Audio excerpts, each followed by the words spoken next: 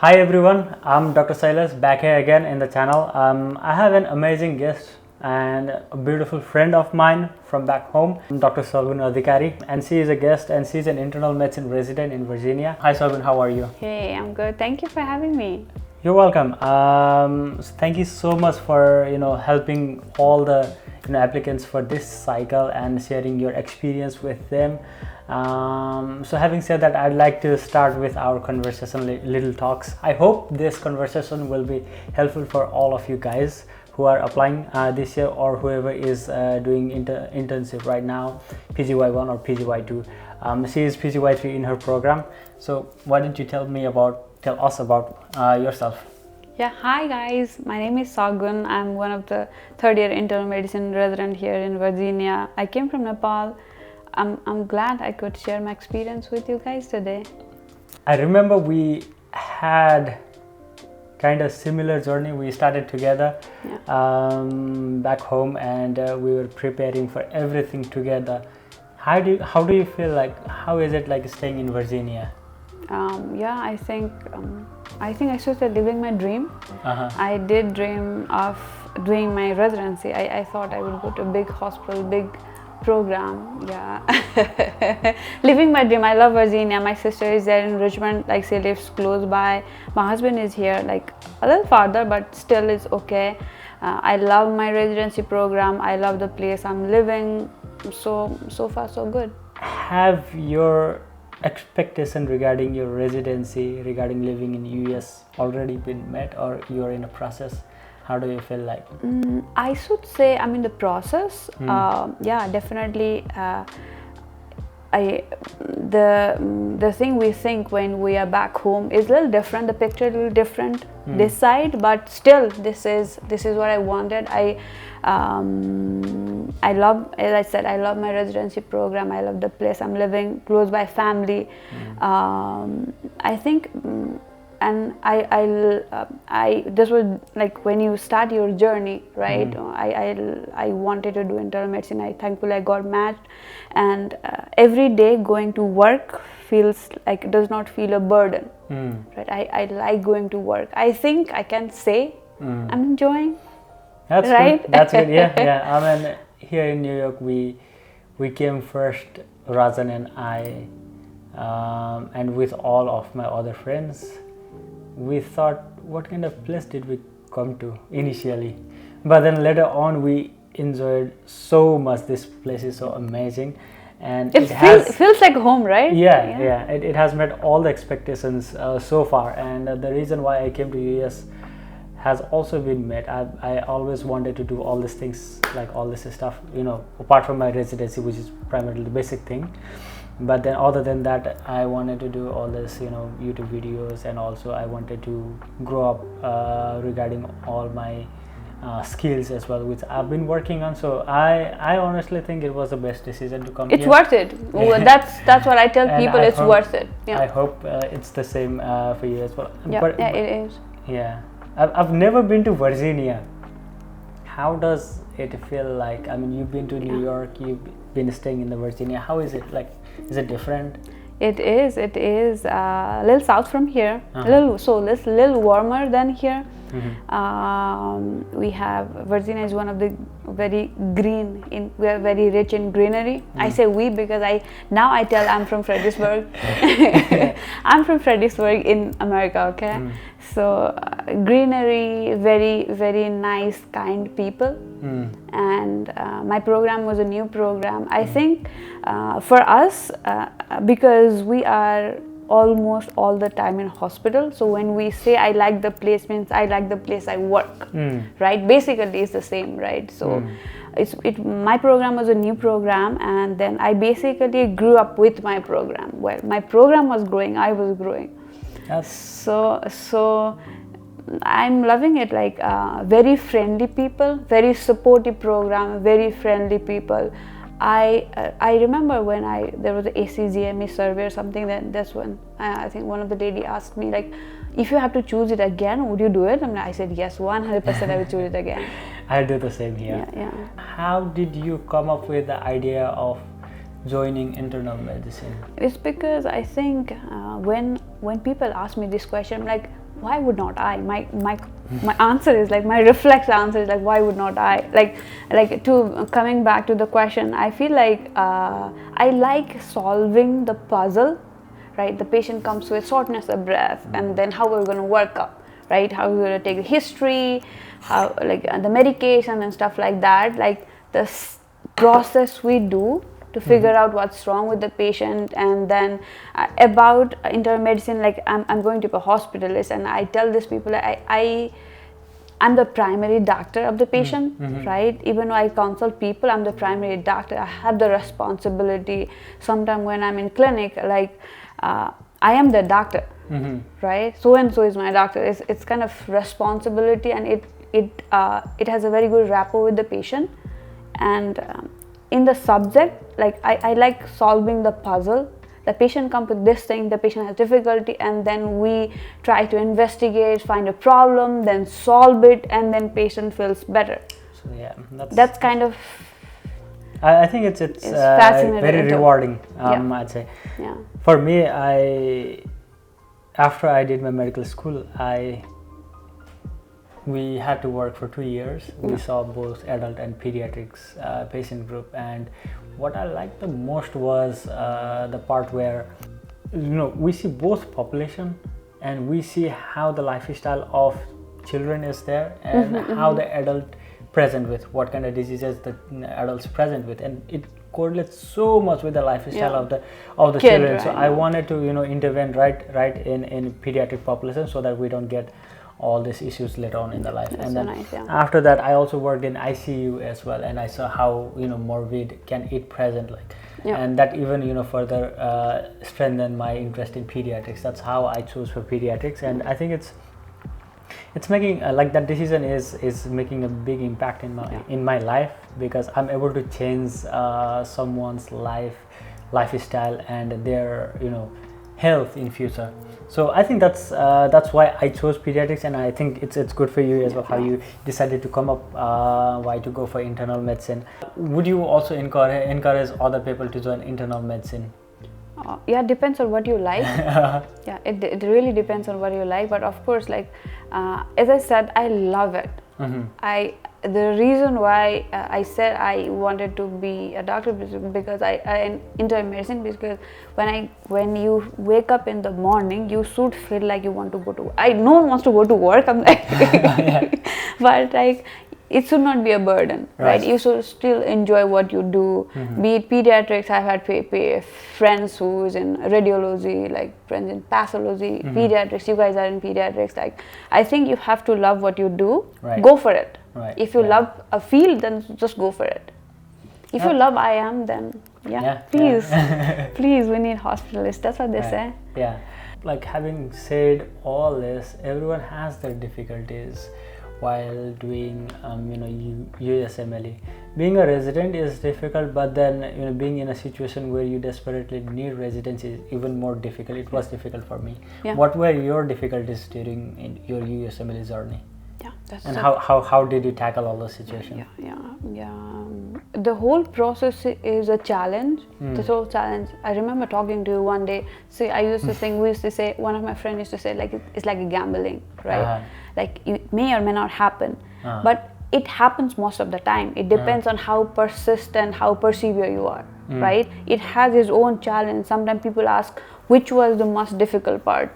Like deciding I'm gonna go for USMLE was difficult, taking steps was difficult, coming for interviews were difficult, or residency itself was difficult, right? All the process are difficult.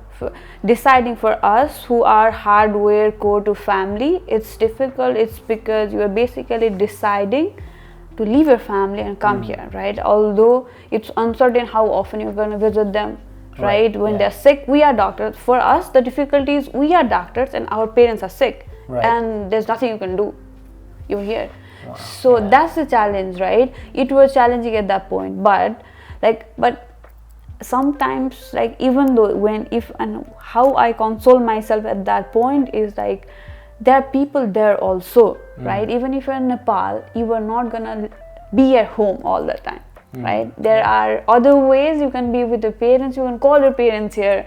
That's why my dad used to say, There, like when you decide you wanna go for this route, that was initial challenge, and then you get used to it though. Sometimes like there is no way you don't miss your family, you miss them all the time, but it is what it is. Yeah, right? And if you're always with your family, you're gonna miss something else. Yeah, exactly. So, you're going to crave for something you don't have, and exactly, yeah.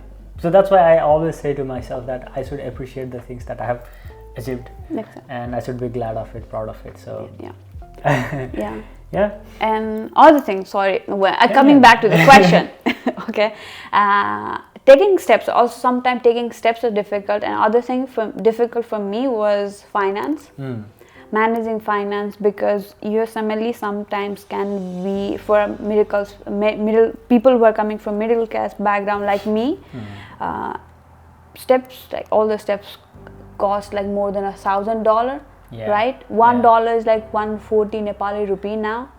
Right, I remember when I was a medical officer, I used to earn 40,000 rupee. That's basically like $300. Yeah. Right, so sometimes that was difficult, but how did I tackle that is like I contacted people who are here. Right, who are here. I collected people who I can count on. Right, because being a doctor, the good part is they trust me. Right, there's no way that I am not gonna pay that. Right, even if I come here, even if I match, I don't match, I'm in Nepal, I will eventually pay them back. Yeah, so I think I also did the same thing. Yeah, it's about gathering the resources and putting all of your effort. Ask for help. Asking for help. I think we underestimate this statement. Ask for help. You don't know people, like how, when, who, and how, and where help is gonna come. Right? Ask your friends, ask your relatives, ask whoever, but make sure you don't ask them a day before you have to pay. Right? Make sure that hey, so and so, I'm planning to take my exam in couple of months now. I have a financial restraint. Can you please help me for a couple of months? I'll pay back. People do trust sometimes. Ask people who are in same journey. I know my husband helps a lot of people. Right? Because we understand how difficult it is, then it's easier to, you don't have to explain whole lot of things to people who have already been through this journey. So count on people, ask for help, plan ahead. Yeah, I agree. That's how I would take care of the finances. I agree on it. I had a lot of other friends who I reached out to who helped me a lot during this journey as well. So I agree on it. So you should not be shy of asking for help. Exactly, yeah. Especially about money. You might get help, you might not get help. So I mean, it is worth taking a risk. And also, having said that, I remember your program was just a new program, and you were saying once we were having conversation, and you were saying that there is no senior to help, and we are so blessed to have seniors. How was your experience there? Yeah, definitely it was a challenge. Imagine, like I came from Nepal. I came on June 12th. I started we had all this initial thingies, orientation and stuff. It started I think from 24th, and then we started on July 1. I was on floors. I'm like, I have no idea what to do. Right, my attending came at 8. We went there at 6. Absolutely no idea what to do. Right, it's a challenge, but it's not something undoable. Okay, while I'm saying that, I don't want to demotivate anyone. See, I did it. Everyone can do it. It's gonna be challenging. We just have to accept it and face it. I think what I think we have to be more thick-skinned. Don't be too sensitive. Right, sometimes it comes to the personality. I'm a very sensitive person. It was difficult for me, but eventually you learn it. This is the process. That's how you learn it. It depends on where you are. I was very new to the system. I was very new to the culture, language, everything. So it was a little more difficult for me. Right. Yeah, but it's gonna be somewhat difficult for everyone. For IMs, I'm talking about IMGs like us who are new to the system, new to the culture. It's gonna be difficult, but it's not undoable. Okay, that's how you learn it. That's how you become confident. Right? More difficult path you walk, more confident you are gonna be eventually. Yeah. you are gonna figure out, okay? Everyone figures out stuff, so like not to worry about it. Like we said, it's about taking risk, and whenever there is an opportunity, you should take it. I think, and you'll figure out how things will work out, but things will work out. Yeah, exactly. Yeah. You didn't know like how to use the credit card. You don't know. I remember when I came here after for my step 3, my very good senior, she helped me a lot. I was staying with her in her house, and then she used to push me to do the grocery, use the credit card. I was so sorry, and I was so not confident of using it. I remember that, and now here we are. Yeah, see? We went through everything, and then it feels like it's simple. But yeah, we'll go through it. So coming back to the same residency thing, what you've been first year, second year, and third year. What would be your suggestion for the first years who are doing residency right now? Be confident. So you're done with the steps. First you went through a med school, right? If you're an IMG, so many people have already done residency, so many people have worked. You come across a different country, miles away, different culture. You have that gut, right? Yeah. So there is nothing you cannot do. Already, be confident, just show it. Yeah. That's why I didn't do. I suffered because I was very, very low confident. I didn't speak up for things I knew. There's no way people are gonna know that you know it unless you speak up. Yeah. Right? Yeah. Speak up. You know it. Like, just be confident. Like, I think what I would do is, like, I remember when I was second year, one of my intern, I keep on telling this to him, like, he was so confident, he would not care what people are thinking. That does not mean you should hurt them or talk ill about them, but like, be confident on what you are doing. Sometimes you're running code, sometimes you are doing some stuff and you are so conscious of what people are gonna think. That's when you, like, that's it, a very what I should say, like a bad scenario for you. Be confident, don't worry what people are gonna think. Make sure that you are doing it right. Try to improve every other day. Read, I would say, like that's what we don't do here much. Read, prepare, right, and be confident. That's what I would do. If I have to start residency back again, I would do that. Yeah, let me put it that way. I agree everything on whatever you say, and I have helped a lot of residents. I was a person who needed a lot of help during my first few months, and I remember how it feels like to be that kind of person who needs a lot of support, and coming back from home country where the system was so different, where we were taught so differently, and how things work here, the system, everything, the EMR, everything is working.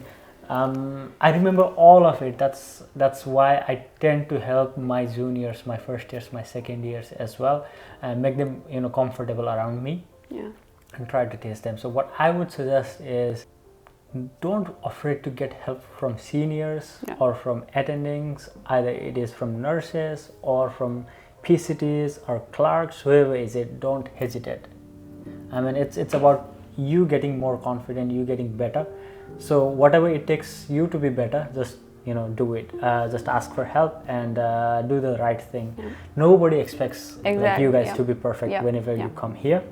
It's just you learn it. I remember one of my attendings used to say, like, that's why you are here for 3 years. So you are not gonna do it right on day one. That's why you are here for 3 years. That's right. Right? So my roommate said, like, पूछने में क्या जाता है? It means like, what's harm in asking? That's right. So having gone through all these experiences of applying USMLE, and also having experience of being an intern second year in PGY3, so what would you suggest for new applicants? I think patience sometimes, and one of the most ignored part during all this process is how we don't take care of our health. Right? This is a very, very drowning process. It's very challenging, drowning process. I know I used to feel so tired and like so helpless at some point, right? Make sure that, like, whichever situation you are on, eventually it's gonna work out. Yeah. Right? Make sure that you are taking care of yourself. Your health means like your mental health, emotional health, physical health. Take care of yourself. That's how, that should be the number one, right? And then reach out to people. Yeah, sometime, like I know, so there's so many people who reach out to me. Sometime, like there's so much only I can do, right? Like I think I try to do with how much ever I can do. So everyone will help you, right? Make sure you reach out. Make sure you take care of yourself. It's a long process. It's not gonna happen overnight. Yeah, you may have to be patient. It may not happen first time. You may have to apply for second time. It may be third time, right? Yeah. Just be patient. I think that's what we are signed up to when we started USMLE, right? So that's what I would say. Please take care of yourself. Reach out if you have any questions, concern. Use your resources. Plan ahead. Yeah. And I was about to say the same thing. You know, it's not going to happen overnight. It is going to take time. You have to enjoy the process and take care of yourself. That's one of the one of the things that you should be doing. That's a very understated, underestimated statement. Yeah. Underrated, I would say. Regarding interview, everyone is going through application cycle right now. Some of you guys have already gotten interviews. Some of you might not have gotten, but later on you might get. So, what would you like to say to them? Yeah, I think when we're preparing for interviews, how we used to do is like write down the questions, write down the answers, and like kind of memorize it. I feel like that is I would not say wrong, but that's not how it's done. Yeah. Right? You have to, like, it should flow. Right? I don't think you have to memorize where you studied, what were your scores, all those stuff, right? Like, I think we have to, like, I realize here people like small talks. Well, what did you have for dinner? Okay, what are you planning tonight? How was your week? What's your plan for weekend? Right? Oh, I like the paint. Like when we're talking about background, that's how you try to, right? Sometimes the people are talking about the paintings. Oh, you painted. Then conversation, like they don't talk about your CV at all. The whole conversation is about the painting, right? It should flow. Yeah. It should flow, and that's why you need practice. Practice. I think what I would do is reach out to the residents who are already in the programs, right? How should I prepare? Sometimes people reach out to me and I don't know what should I suggest. Let's have a phone. Let's have a phone call and talk. Let's just talk. Yeah. Right. That's how I tell them. I think be yourself.